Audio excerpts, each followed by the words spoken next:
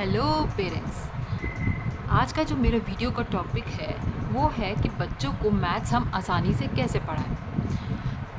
Generally हम जब बच्चों को मैथ्स पढ़ाते हैं तो हम देखते हैं कि बच्चा जो है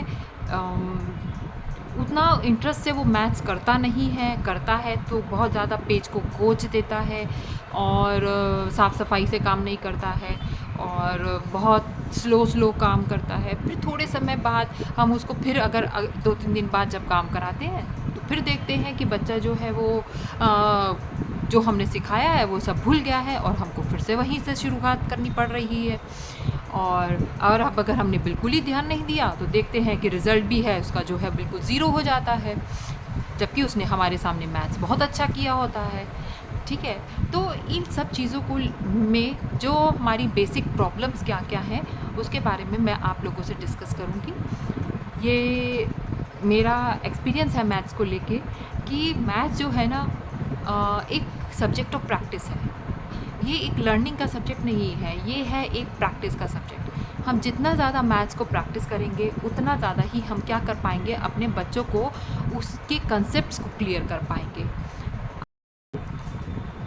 जब हम बच्चों को सवाल देते हैं या क्वेश्चंस देते हैं तो हम क्या करते हैं, बच्चों को एक सवाल या क्वेश्चन सिखा देते हैं और उसके बाद क्या करते हैं, हम बच्चों को 5-6 क्वेश्चंस लिख के चले जाते हैं। ठीक है, और फिर हम लोग अपने काम में बिज़ी हो जाते हैं।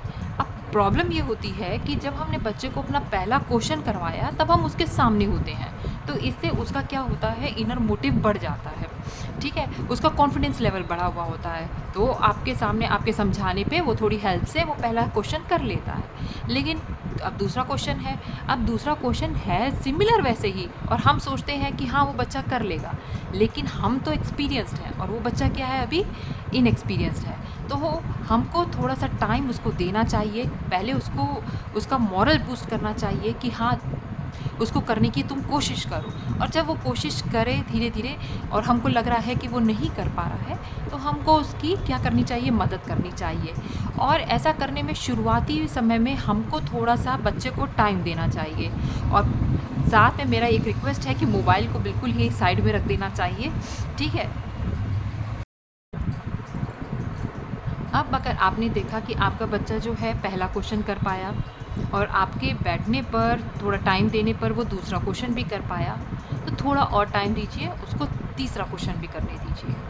अब धीरे धीरे अब उसका कॉन्फिडेंस लेवल आप देखेंगे बढ़ रहा है। ठीक है, जब उसने तीसरा क्वेश्चन कर लिया तो अब आप उसके लिए प्रैक्टिस के लिए 3 क्वेश्चंस दे के आप उस रूम से चले जाइए। आप देखिए वो बच्चा उसको कैसे करता है और कितने टाइम में करता है। अगर वो जल्दी कर लेता है तो इसका मतलब उसका कंसेप्ट जो है बहुत जल्दी क्लियर हो गया है, और अगर नहीं हुआ है तो आप उसको फिर आके धीरे धीरे उसका 4th, 5th और 6th क्वेश्चन कराइए और अब उसको छोड़ दीजिए। अब उसको और क्वेश्चंस देने की कोई ज़रूरत नहीं है, क्योंकि अब वो जो है उसका दिमाग जो है उससे ज़्यादा उसको समझ नहीं आएगा, और ना आप कोशिश करिए कि उसको समझाएं। छोड़ दीजिए उस टॉपिक को। अब आप उसको कोई और इजी टॉपिक या उसके चॉइस का जो भी सब्जेक्ट है उसको करने को कह दीजिए। अगर उसको होमवर्क भी कराना है तो वो उसको बोलिए वो कर ले। अब मैथ्स के बारे में कोई बात नहीं करनी है, ठीक है। और मैथ्स का अगर होमवर्क भी कराना है तो आप होमवर्क करा दीजिए, चाहे उसको समझ में आए या ना आए, करा के उसको ख़त्म कीजिए। अब नेक्स्ट डे आपने क्या करना है, नेक्स्ट डे आपने वही सवाल, ठीक है, नंबर्स चेंज कर दीजिए, कुछ भी चेंज कर दीजिए, आपने वही सवाल उसको फिर लिख के देने हैं। फिर लिखिए, फिर उसको उसी तरह से टाइम दीजिए। पहला क्वेश्चन खुद से उसको बोलिए शुरुआत करें, नहीं कर रहा है तो आप उसकी हेल्प करिए। पहला क्वेश्चन सेम ऐसे ही सेकंड क्वेश्चन के लिए, सेम ऐसे ही थर्ड क्वेश्चन के लिए। नहीं कर पा रहा है तो आप उसको 6 क्वेश्चंस के लिए प्रैक्टिस कराइए, या 5 या 4 जितने भी आप चाह रहे हैं अपने क्वेश्चंस के लिए प्रैक्टिस कराइए। कोई गुस्सा होने की ज़रूरत नहीं है, लेकिन आप उसको टाइम दीजिए। आपको नेक्स्ट डे भी वही प्रैक्टिस करना है। अब थर्ड डे जो है, थर्ड डे आप देखेंगे कि धीरे धीरे उसमें क्या आ रहा है, इम्प्रूवमेंट आएगा। इन बिटवीन अगर आपको लगता है कि हाँ मेरे को अपने बच्चे को थोड़ा सा जल्दी उसको मैथ सिखाना है, तो आप इन बिटवीन उससे रिलेटेड क्वेश्चंस पूछ सकते हैं। अच्छा बेटा बताओ 2 + 7 कितना हुआ, या 2 + 3 कितना हुआ। इस तरह की जो उससे रिलेटेड क्वेश्चंस हैं आप उससे पूछ सकते हैं। लेकिन अगर आपको लग रहा है कि बच्चा उसमें इंटरेस्ट नहीं ले रहा है तो डोंट प्रेशराइज, उसको उसके हाल पे छोड़ दीजिए। ठीक है, क्योंकि अगर आप बार बार उसी चीज़ को छेड़ेंगे जिसको वो समझ नहीं पा रहा है, तो वो उससे इरिटेट होने लगेगा। तो मेरा यही सजेशन है कि आप उसको स्लोली उसी टॉपिक को लीजिए और उसको प्रैक्टिस कराते रहिए। ठीक है, अगर आपके पास टाइम है तो ठीक है, नहीं तो आपका जो ट्यूटर है उसको भी यही कहिए कि बच्चे को डांटने या मारने की इस चीज़ के लिए ज़रूरत नहीं है। हाँ, एक्चुअली क्या है कि पढ़ाई बच्चों का मेन इंटरेस्ट होता ही नहीं है, उनको और चीज़ों में बहुत ज़्यादा मज़ा आता है, ये उम्र ही ऐसी है। तो फिर हमें क्या करना है, उनका धीरे धीरे इन चीज़ों की तरफ इंटरेस्ट डेवलप करना है। ओके, ये तो हो गया कि maths is a subject of practice. अब इसी में एक और पॉइंट है, मेरा जो सेकंड पॉइंट है, teach maths in a simple and easy way. अब इस टॉपिक के बारे में कि जब हम मैथ्स पढ़ाना शुरू करते हैं, एक्चुअली हम अपना एक्सपीरियंस के सवाल उन बच्चों पे थोपना शुरू कर देते हैं। अगर मान लीजिए क्वेश्चन सिर्फ इकाई का या वंस ऐड करने का है, तो हम चाहेंगे कि हमारा बच्चा उसी दिन टेंस और वंस भी ऐड करना शुरू कर दे, या हम चाहेंगे अगर टेंस और वंस का क्वेश्चन है तो हम चाहेंगे 100 टेंस एंड वंस भी ऐड करना शुरू कर दे। तो हमको वो कंसेप्ट एक साथ नहीं लाना है, हमको उस कंसेप्ट को धीरे धीरे धीरे लाना है। पहले ही दिन आप जो है वंस दीजिए, और मेरा ये कहना है कि जो मैथ्स आप सिखाएं सिर्फ मैथ्स की कॉपी में सिखाएं, और अपनी हैंड राइटिंग भी अच्छी रखिए ताकि बच्चा भी जो है उसको कॉपी करके उसकी भी हैंड राइटिंग अच्छी हो। एक ब्लॉक में एक ही इंटीगर होना चाहिए, एक ही नंबर होना चाहिए, और प्रॉपरली जब आप ऐड करें तो ऊपर 100 टेंस और वंस सब लिखिए।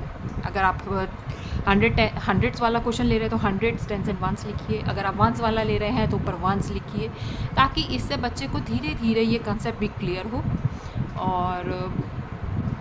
और सिंपल तरीके से वंस से लेके फिर आप 100 तक जाइए। वंस में स्टार्ट कर रहे हैं तो सिंपल आप 0 + 2, 1 + 2, 3 + 2 ये स्टार्ट करिए, और फिर धीरे धीरे उसमें कॉम्प्लेक्स चीज़ लेके आइए। और अगर मान लीजिए बच्चा आपका हायर क्लासेस में है, मतलब सेकंड में पहुंच गया, फिर भी उसको एडिशन में प्रॉब्लम है, तो फिर भी मेरा यही कहना होगा कि उसको सिंपल जो है पहले 1 से स्टार्ट कीजिए, देन 10 से स्टार्ट कीजिए, देन 100 में आइए। बच्चा बहुत जल्दी रिकवर कर लेता है, ऐसा मेरा एक्सपीरियंस है। नेक्स्ट है, मेरा थर्ड पॉइंट है, ask your child to do maths in maths copy to improve the way he और शी राइट्स।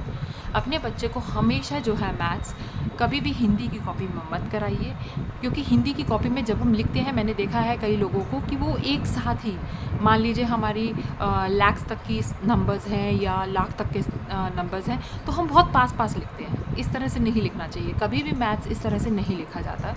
मैथ्स को के नंबर्स को, हर नंबर को प्रॉपरली हर बॉक्स में अलग अलग लिखिए, सुंदर तरीके से लिखिए, और ताकि बच्चा भी जो है उससे उसको कंसेप्ट को क्लियर करने में बहुत ईजीनेस आती है। ठीक है, और अगर आपको कुछ और सजेशंस चाहिए कि मैथ्स में हम आगे कैसे और इम्प्रूव कर सकते हैं, या आपके बच्चे की मैथ्स से रिलेटेड कोई और भी प्रॉब्लम है, तो ये मेरा व्हाट्सएप नंबर है नीचे। व्हाट्सएप करके मुझे अपना प्रॉब्लम बता सकते हैं कि आपका बच्चा को मैथ्स में क्या प्रॉब्लम आ रही है, तो मैं उसको सॉर्ट आउट करने का या सजेशन देने की पूरी कोशिश करूँगी।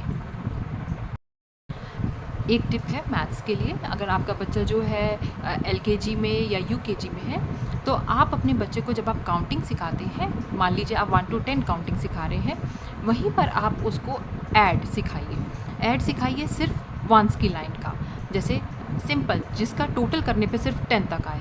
मान लीजिए आपने 2 + 3 सिखाया, तो 2 + 3 क्या हो गया हमारा 5 हो गया। तो बच्चे को इससे हमारी जो है वो काउंटिंग भी याद करने में आसानी रहेगी, और वो उसको ऐड का कंसेप्ट भी धीरे धीरे आने लगेगा। Thank you. Please like and share my video.